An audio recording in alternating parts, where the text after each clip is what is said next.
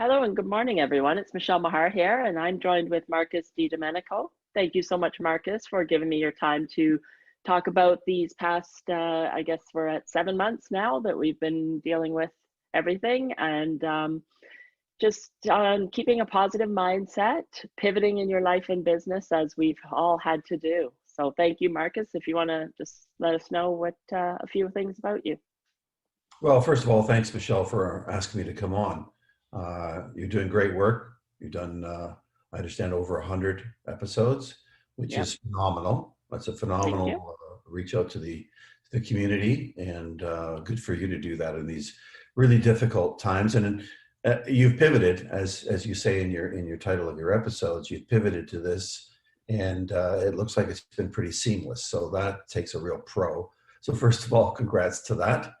Thank you. My name. You're welcome. Markus De Domenico is my name. I'm two things really. Let me say three things. Been a musician all my professional life for the last 40 years. I started in the music business with a number of records on the radio. I did a lot of commercials on television and radio. But when my first child was born, Eric, my son, I started singing songs in what were used to be called moms groups, really, because dads never showed up. But being a musician, I didn't have a real job. So I was there with my guitar and found that I really loved that kind of music, interacting with families, boys and girls. And so I got right into it, and I've done 10 albums, produced them myself. I've ended up on the Mr. Dress Up TV show as an artist and as a singer, Fred Penner's place several times. And then I produced and created my own TV show special for Treehouse TV, which ran for 5 seasons, and done 10 albums. So I've been an entrepreneur all my life. A few years back, I took a sort of a change. I was the parent rep at my local school, the Toronto Catholic District School Board, and was the co-chair, and decided that I'd give a shot at running for trustee. I'd never run for anything. I wasn't quite sure how to do a campaign, but I've always been interested in politics and in the community, and put together a campaign with the help of a few friends, and was honored to be elected as the new rep for Etobicoke Centre, Ward 2, Toronto Catholic District School Board. So we started off kind of an interesting era, because we started with a budget cut from the government, then we went into a general strike, labor action, and then we went into a pandemic. So I'll be honest, I wasn't really quite anticipating any of the above three, but I found it fascinating, and I've been able to represent my ward, I think, and add a lot of value to the ward, and also react to these very turbulent times. So musician, artist, and of course a husband slash dad is probably the most important part. Right. Yes. Yeah. So I have to say that I live in the Etobicoke Centre, and you are my school trustee. And I have to say you're doing an outstanding job in terms of being a trustee, even prior to the pandemic. And since the pandemic, with this parents group that you are administering, which is, I know personally from having my own Facebook group that it's not easy. And when you add in parents with all different perspectives around this pandemic, it's you're doing a great job with the whole thing. And I know parents really appreciate it. But thank you. Well, it's kind of funny, Michele, because that parent group, TDCSB Parents, started before I was elected. Right, that's what I understand. Yeah, we wanted to lobby the board about busing and about boundary changes. And I found myself and my friend Rob Burton from Father Sarah going to the board and, advocating, delegating. And we were pretty successful at getting the changes that we wanted. But that little Facebook group kind of bubbled along at 300-ish members with only about a dozen active members for a long time. Then in the summer, I kind of rebranded, you know, just a little bit of the graphics and stuff. And I put it out there on my Twitter page and Instagram saying, hey, look, you know, I've got this Facebook page. Maybe we could talk about stuff. Well, now we're at 6,000 members in the last 2 months. And I'm still administering it. And I basically say, you know, if you want me to respond now, you have to tag me because I can't keep up. And I also on the private messages, and it's for parents from all across every single ward in the city. It's not an Etobicoke thing anymore. And I love it. I mean, it is a bit challenging because like anything in the, and as you well know, in the parent discussion group, you get a very wide range of opinions. And I would say of the 6,300 members or something we have now, about 6,295 have been very well behaved. There's the odd one that, you know, you have to message and say, you know, please don't say it that way because I've got to administer the complaints. But they're very few when you think of the numbers. Parents want information, they're desperate for it. And the board is doing a very good job, is trying its best. But as a trustee, I get a lot of information pretty quickly.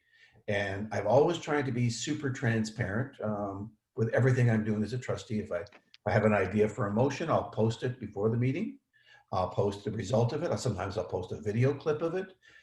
So parents know what I'm doing, and it lends to a lot of feedback. And I think that has been seen also in that TCDSB parents Facebook page, private Facebook page. It's nothing to do with the board. It's just myself and 6,300 other parents. Right, but it's been a fabulous way to get the information out there because this whole pandemic. Well, first of all, going back to what you would have expected when you were elected trustee, you know, budget cuts. Okay, that's a standard that happens. Strike. Right. You know, growing up, was there ever a strike? No, not really. But now it seems, you know, it's much more common than it used to be. But of course, the pandemic, nobody saw coming, really. Yeah. Like even when I think back to January, February, and over in China, then I went to my supplier for the some of the Swarovski crystals they're finished in China. The stainless steel components are in China in the factories. So my supplier deals directly with the factories over there. So I went to go stock up because she didn't know what was going to happen when they were closed. Obviously, she couldn't get any more stuff. But even then, and then of course it came over into Italy, and then my daughter had the grade 11 trip that she was supposed to go on to Europe, which was canceled. So, which, you know, like she didn't want to go once it was in Italy. She didn't want to go, and I didn't want her going over there and getting, you know, stuck over there either. But I never thought it was going to come across the ocean to the extent it did here. Yeah, I mean, the world is so interconnected. I think there will be a time to dissect what was done right and what was done wrong. And, you know, it's good to kind of keep politics out of it because it shouldn't be a weaponized in any fashion, because we're talking about real people, and people died and are dying and are getting sick. So at one point, I'm sure there'll be a look back to see what's been done. I know that very early on, back in January, I was asking the board, were there actually students coming from Wuhan to Toronto to see our schools? And I was quite concerned about that because this was really early into the early stages, and Wuhan was being mentioned as the possible epicenter of what was going on with Corona. And there were several that were planning on coming, and a number of other students to come into the board for a couple of weeks and see what it's like at our school, because we do have international students in our system.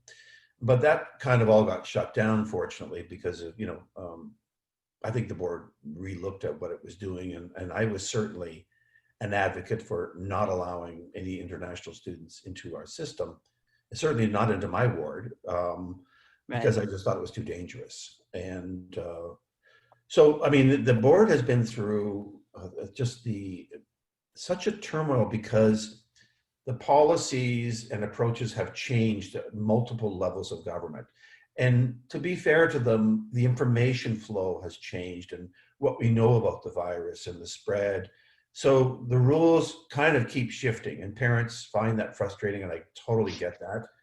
But I think it's better to be nimble and to be agile and to react to new information rather than just say, well, I said this in February and that's it. Like, no, we can Oh, say, yeah. we learned something, we're going to move. So we put a lot Definitely. of resources into trying to make our schools as safe as possible to open in September.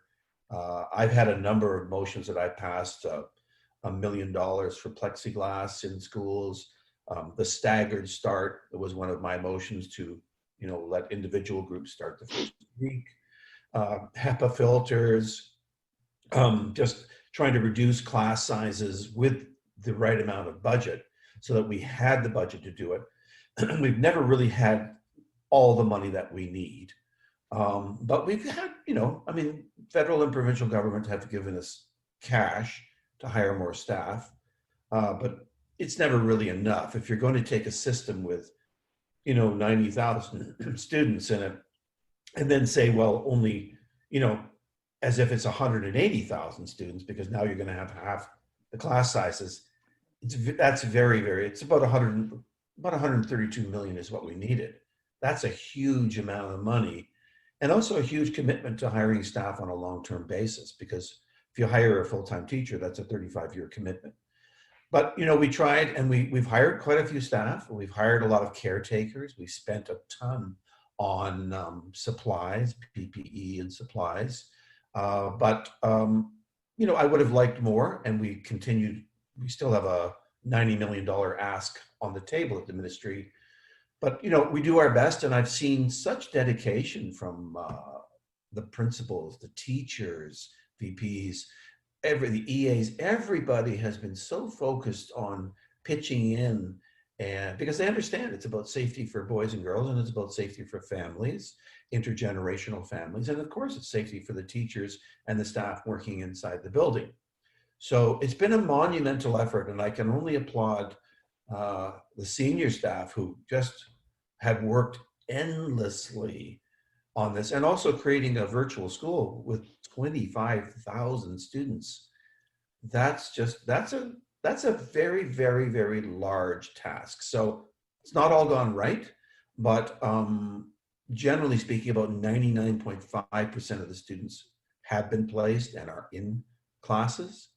We're still struggling to get staff now. Actually, there just aren't any teachers left to hire. And we're not doing the massive reorganization that TDSB, where they took 570 teachers out of the schools and made them go to virtual. We've allowed teachers to select it and to go into, and then,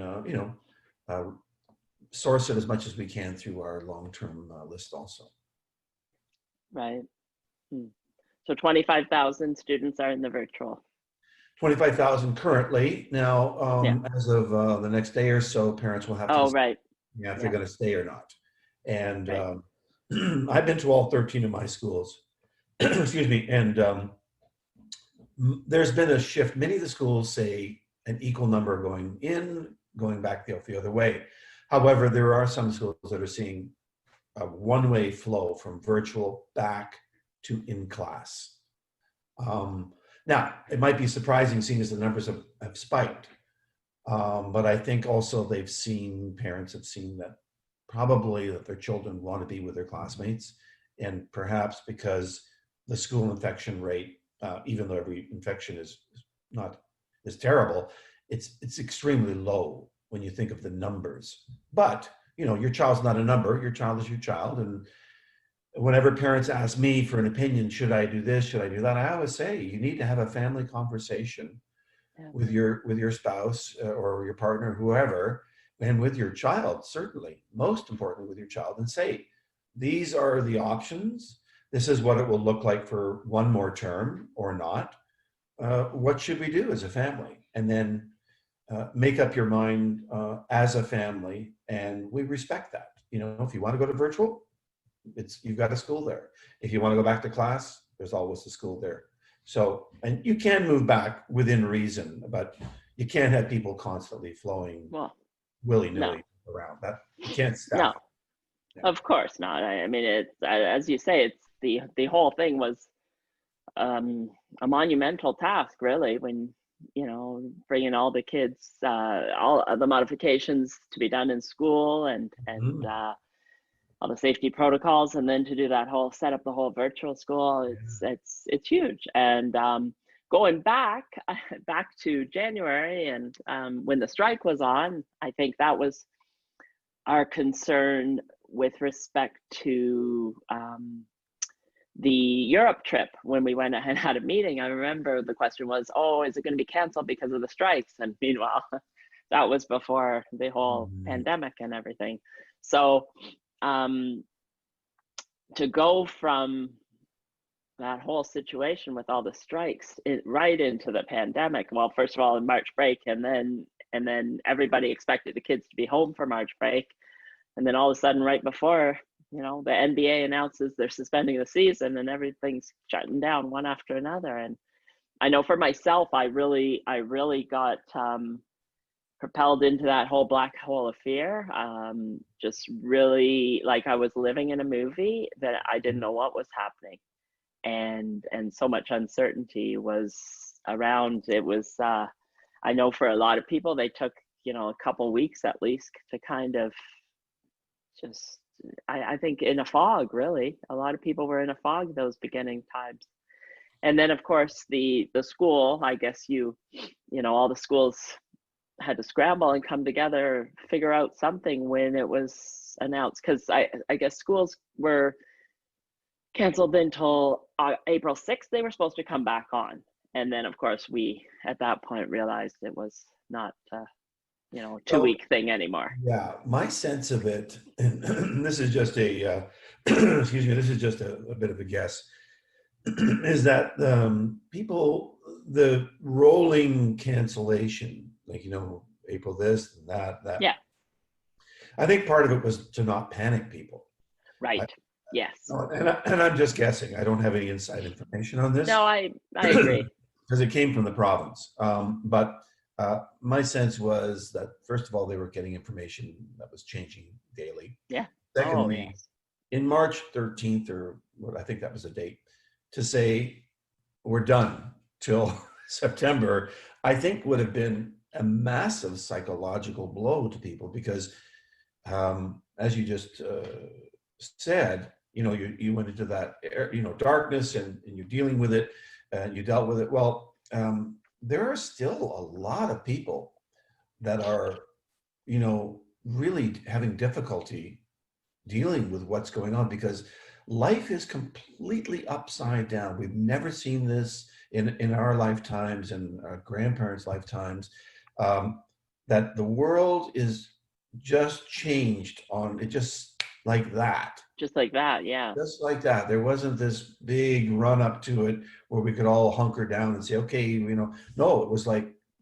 the wheel had to be reinvented time and time and time and time again. So it took a lot of very creative thinking. And I think personally, I'm used to that kind of, not used to a pandemic, but I'm used to moving on my feet quickly, because being an artist prior to Trustee, and still an artist, I've been through a bunch of recessions.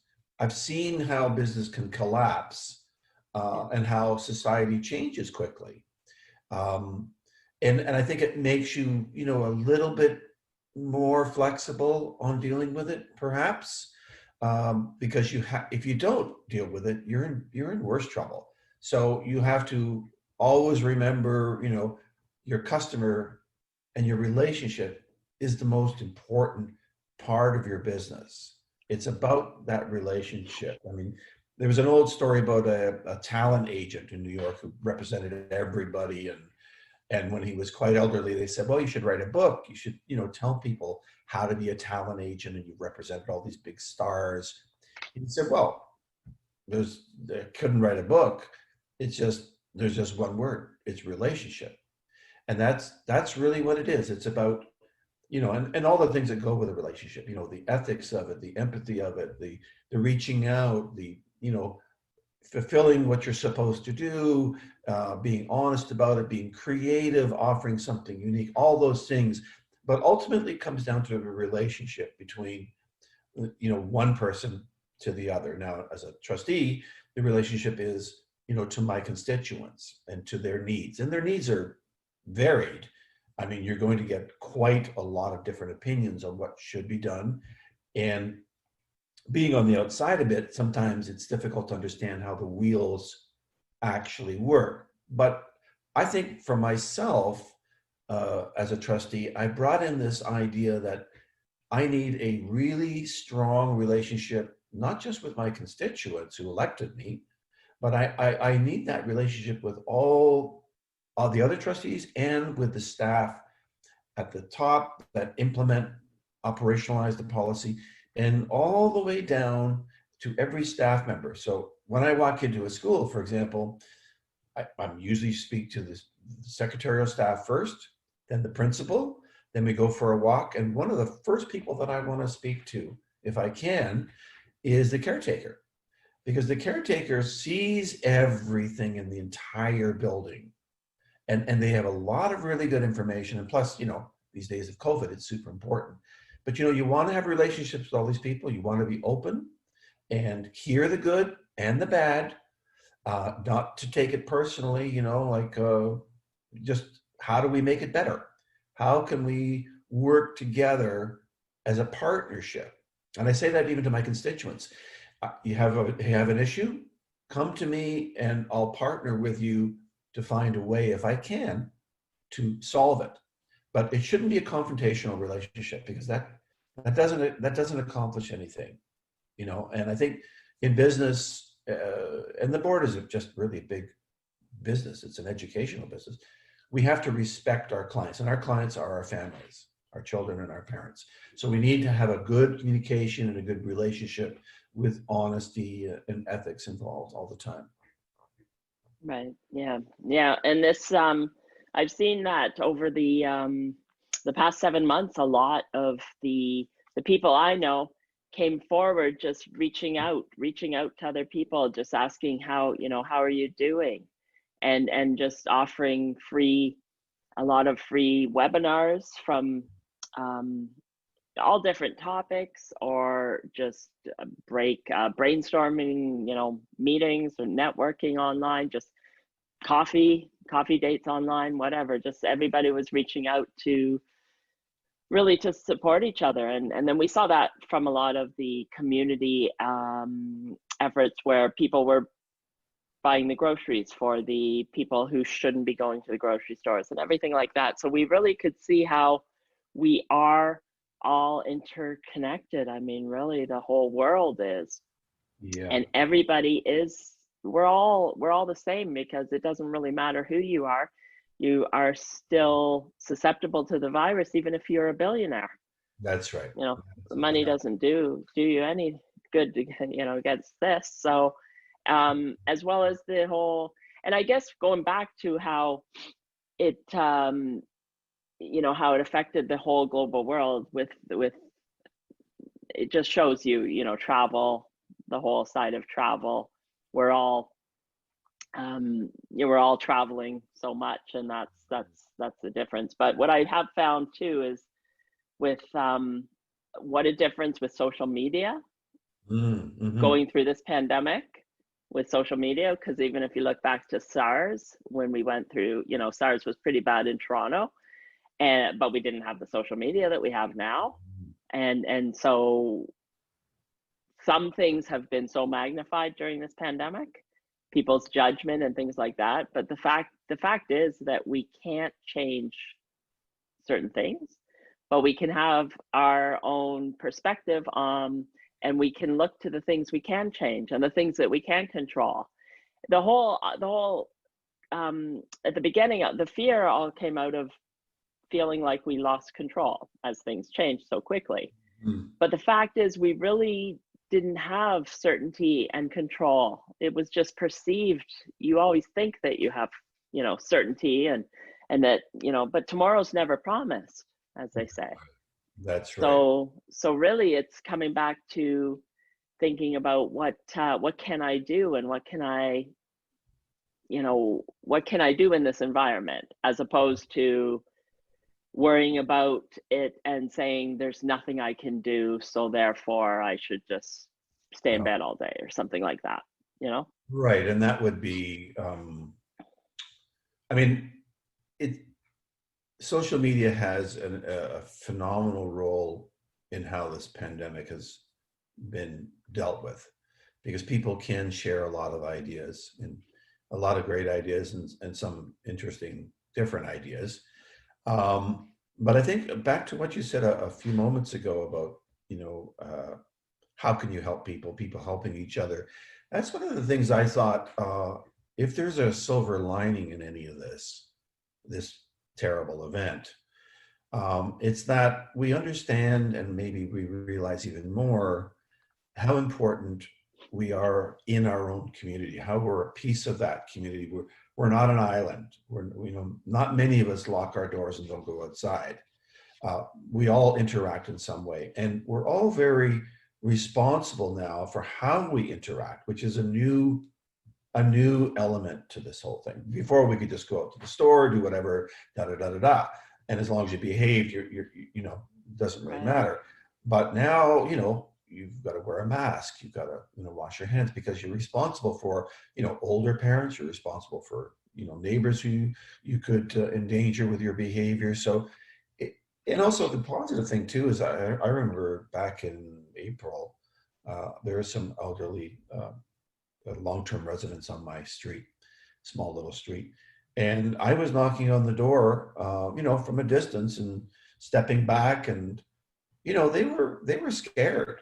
They were scared because they're, you know, compromised in their health, many of them, and they don't know, like, they're not on Twitter, most of them, right? They just get the nightly news, and all they're seeing is, you know, a lot of really bad news. So, you know, you want to make sure that they have food, that they can get their medicine, that they're okay, just like a health check, basically, and that they know someone cares about them.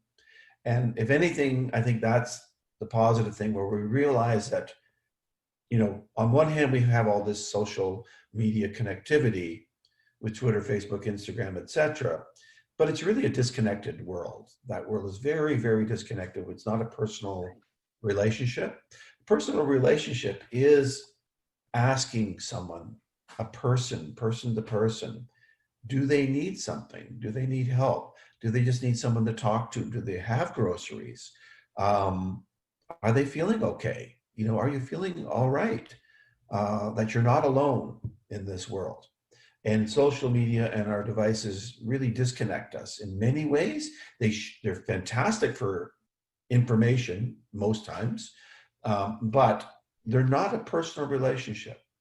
And I think that's something that I'm hoping that maybe we've separated those two, to understand that our social media is good for one thing, but it will never replace the human relationship and the human empathy that makes us different than everything else. That makes us special and enriches our community, that empathy. It's very important, and in a world that we live in today that is so volatile and so harsh and politically so divided, Yeah. where, you know, some people, they can't accept that, you know, you're on this side or that side of an issue. You know, you must be canceled, you know, you must be destroyed because you don't think like me. Well, this is something that goes back to the 1930s. It's very dangerous kind of thinking, but it's become more and more populist, this kind of thinking. So I think we need to get back to, you know, we're all one big family. And, you know, the whole thing about takes a village to raise a child. Well, we are a village, and, you know, you and I both live in Etobicoke. And I don't know about you, but I can't go to 5 stores without running into 10 people that I sort of know, or really know, or am related to. So, you know, like, it's a village, like, here. Yeah. Yeah, true. I mean, I've lived here my entire life. My daughter's going to Michael Power, where I went to high school, so Yes. Great school. Board. I have not, I only live 1 kilometer away from where I grew up. So Oh my goodness. Okay. yes. And there's a lot of people that I went to school with who live around here too. As well as, you know, one of the teachers that the grade school at St. Clement was somebody I Yep. was friends with since grade 1. So there And you then are. you go to school. There you go. Yeah. So, yeah, it basically, it's so true. And people have had the, like, especially when we were shut down and you couldn't go anywhere and you didn't have anywhere to go and everybody was getting outside for walks, and actually interacting with their neighbors. I know a lot of people who have said that, you know, they've never spoken to their neighbors so much. A friend of mine who I had on here, he had moved to a neighborhood that 4 years he had lived there and he had never even said a word to his neighbors. He'd just get in his car, you know, go out the door, go in your car and go to work, and didn't see anybody. And now he's had, you know, I had more conversations had in 1 week, say, than he had in 4 years, something like that.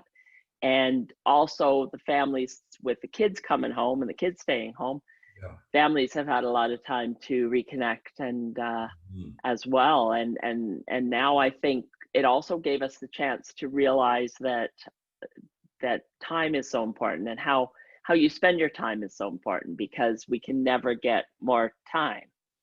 Yeah. And now I know, even for myself, I know people I've spoken to as well as myself. I went to a lot of networking events,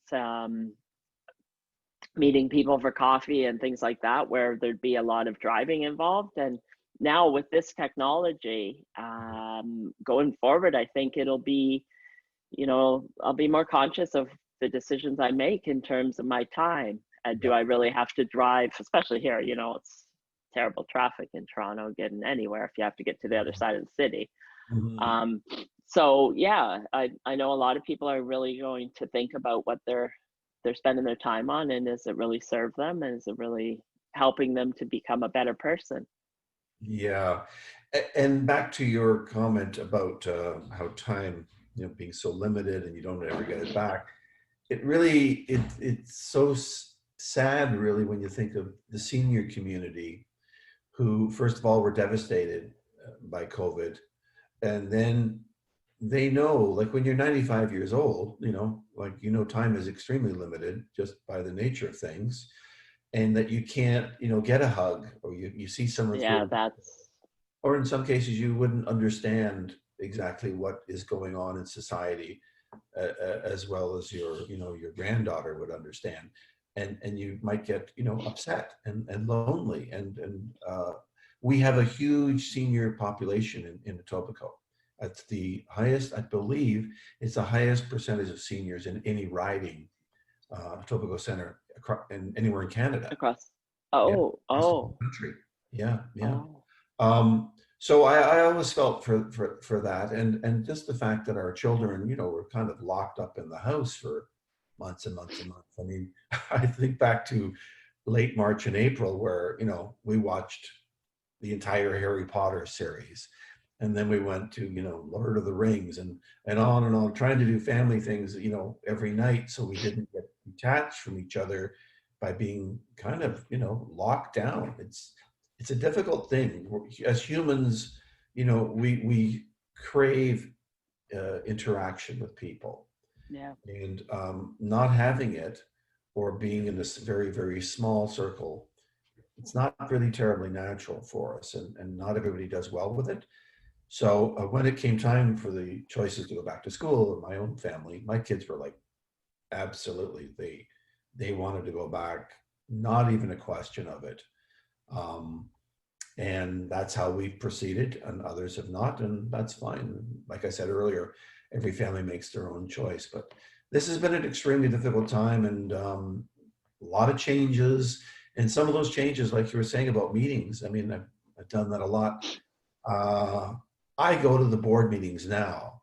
We started going back in September. It was actually a motion I put forward to give an example to our parents and families and staff members that, you know, if I'm expecting you to show up to work at school, then Yeah. you have a right to expect me to show up at work at the board, Right. and it's perfectly fair. And so it is interesting because when we did our virtual meetings for the board, in a sense, they were more efficient because, you don't have any interaction, personal interaction. You Right. have a chance to speak, then they speak, and they speak, and then on you go. And I see the value in that. But also, interacting with people, if you're trying to persuade or talk about an issue, I still think, the face-to-face over a coffee at Second Cup tends to work better, I think, with people than a virtual discussion. Yep. But they both have their role. And now, Zoom and all the other platforms are showing us, and I'm sure they'll evolve a lot too, Yes. and so I guess it'll just be that new normal phrase you hear all the time, that there'll be times when there'll probably be less business travel, I would think, because you can do it online.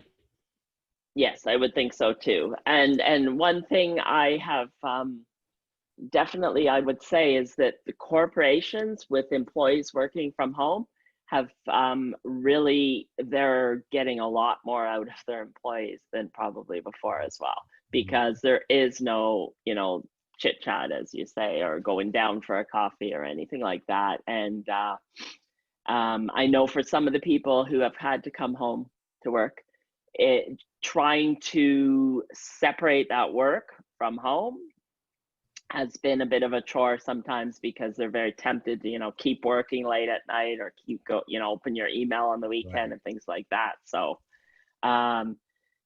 that's, yeah, there's just been so many changes, and it's hard to say what is going to stick and what's not, because when you talk about that, nothing will replace the face-to-face and being in the room.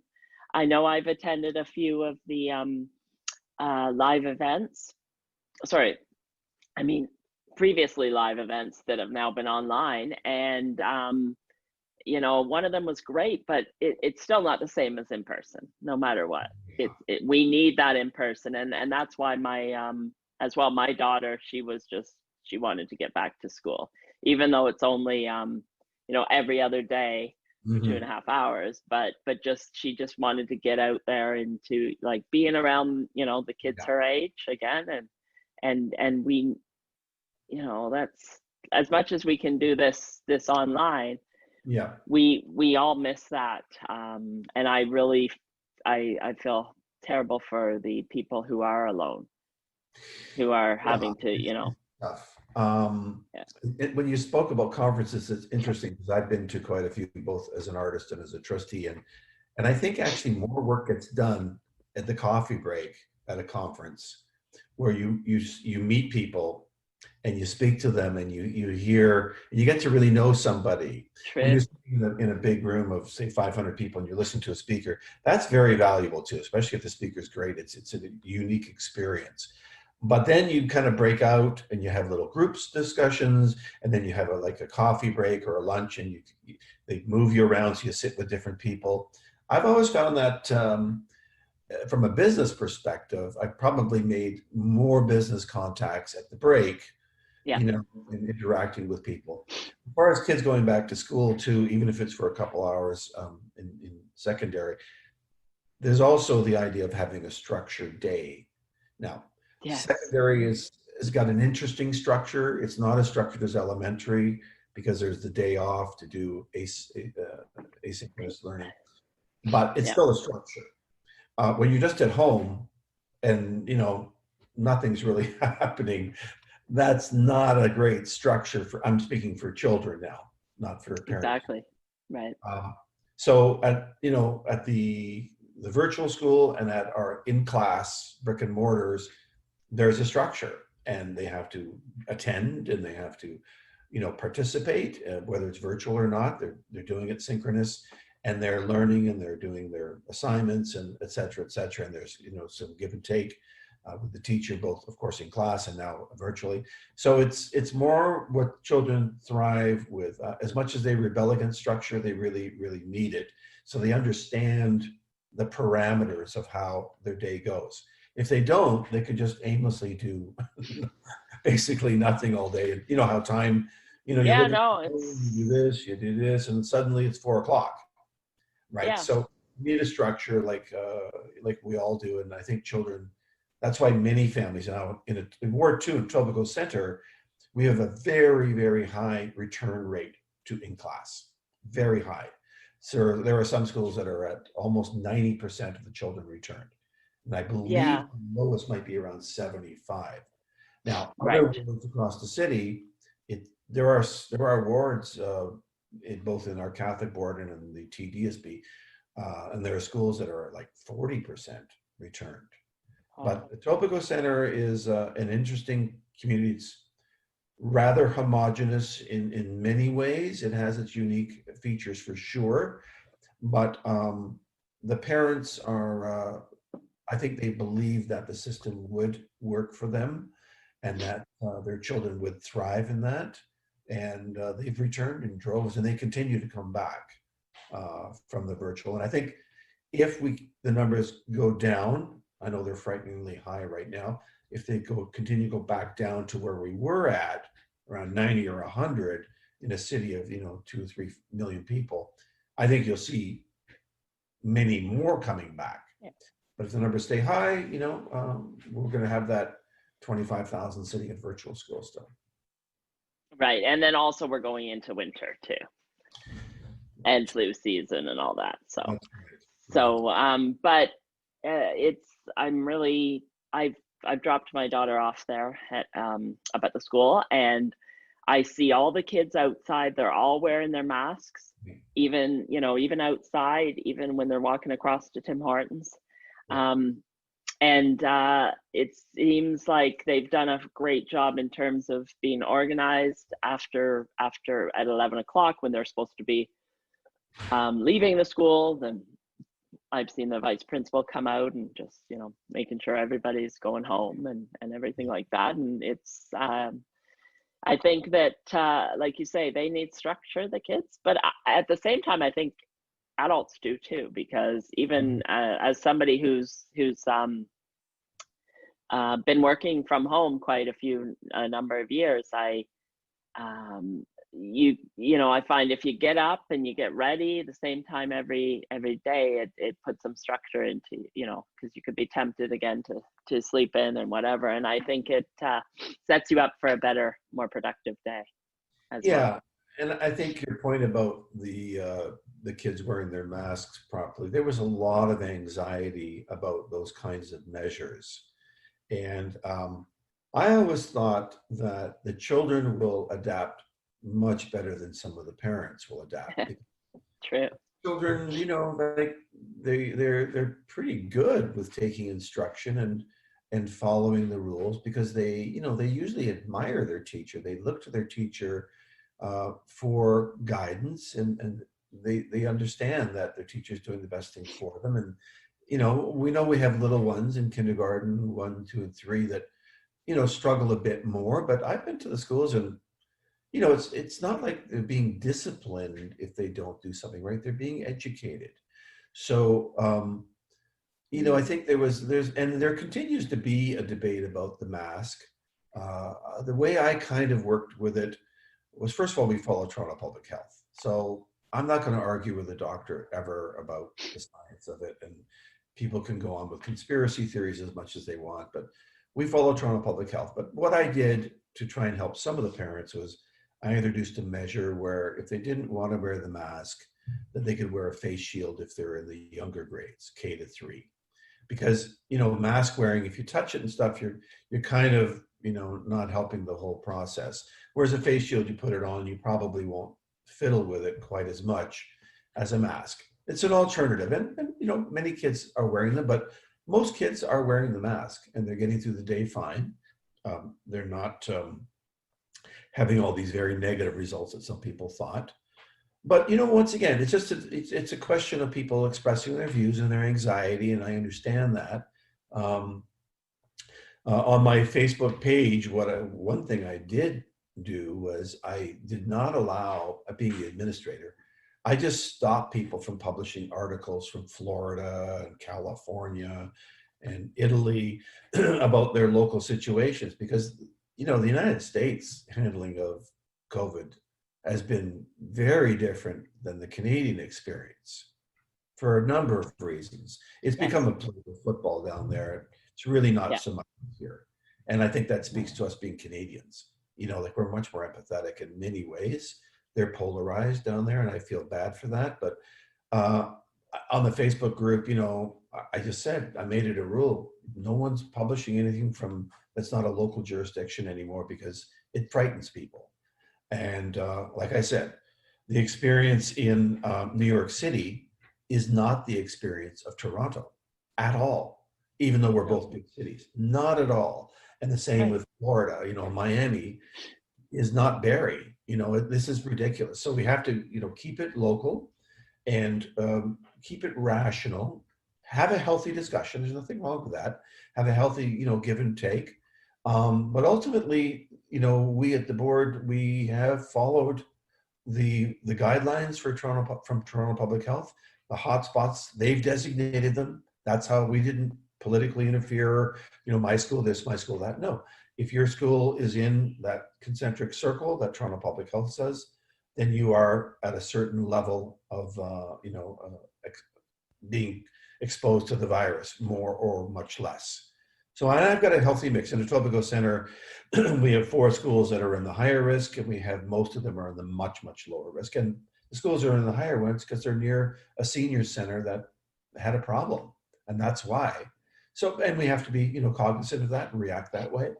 So I think that, you know, the children, once again, back to the point, is that we need to follow the children a lot, and always be positive with them when they're off to school, rather than, oh my goodness, you know, be careful this. And yeah, we are going to be careful, but don't make them frightened. They look at their parents, of course, even more so for advice than their teachers, and to make them feel good about their days is the right thing. You want to get them off on the right foot, and then when they get to school, they'll follow the rules, because the rules are very clearly laid out and they've been instructed on them. But and I've said this to a few parents, please, like, be careful of what you say, you know, even just as an offhand remark, if it's to do with safety and frightening people, because children, you know, they're just little versions of us, and they can't process all the data. And, you know, until you're about 25, you're not processing all the data properly anyway. We know that statistically. So make sure that you're, you know, you're instructing them properly, but not frightening them. And that's one of the things that I asked my parents to do. And I've seen that in 99.9% of the cases, the parents have been exceptional with their children, and they want, you know, to make sure their children are happy and safe. And I understand that. Right. Yeah, exactly. And that can happen, you know, with any of us, if you sit there and have the news on all day. You know, and if you start looking at the US, then you can get your whole mind into a frenzy over everything. So yeah, it can affect you for sure. I mean, media is incredibly powerful, as we know. I mean, it's not it's there for a reason, and a media outlet has a responsibility to be responsible. And if they just run really frightening things all day long, they do it, I think, because it gets eyeballs on the screen. I mean, people do, like, in a sense, they do like a disaster. That's how CNN kind of started, with covering, you know, hurricanes and this and that, because people are interested in that. It's a very dramatic event, you know. But not to talk about CNN too much, but all the networks can drift into that, you know, everything is bleak all the time. And they're missing sometimes the human story about the kindness that happens in our society. Right. When people come together and something terrible does happen, how society and a community reacts is phenomenal. Like, I've seen it in my own community with for example, I'm going to be speaking tonight at the board about the passing of a dad, you know, a relative 35-ish, young, really a young father, who passed away. and how the community reacts to that.